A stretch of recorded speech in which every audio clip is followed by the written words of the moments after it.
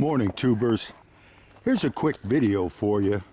Anybody who's got a Promaster or one of these big ass vans, you know that one of the biggest problems you've got is in the cowl.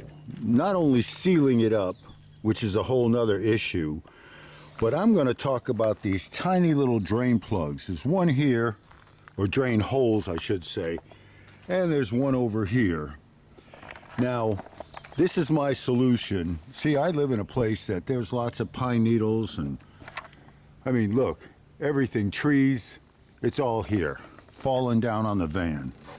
So to keep my vents clean, let's see if I can get myself in here.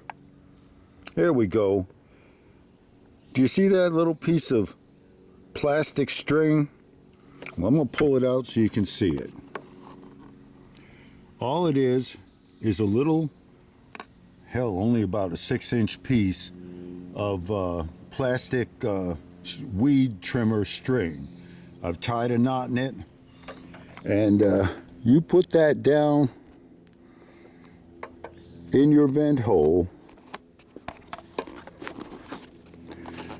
push it all the way down in there to the knot, and that will keep all of this little dust and other crap from actually plugging the hole.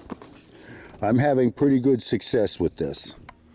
So think about it. If your van, if that cowl keeps flooding over, and I'm sure it's happening to everybody because all it takes is a little dirt and sediment. There you go, there's the other one. Just tie a little piece of plastic string, drop it in the hole. See, we had a rain last night, and there's some residual water here. See, you can see it. And the middle drain stays pretty good because it's a big fat hole, big enough to put your thumb in. But those little cowl drains on either side are damn near useless when they get blocked up. And of course, when it drips, you've got to worry about all your electronics and other things if you've got a Promaster. But that's my tip for today. Get yourself some string from your weed whacker and fix your drains.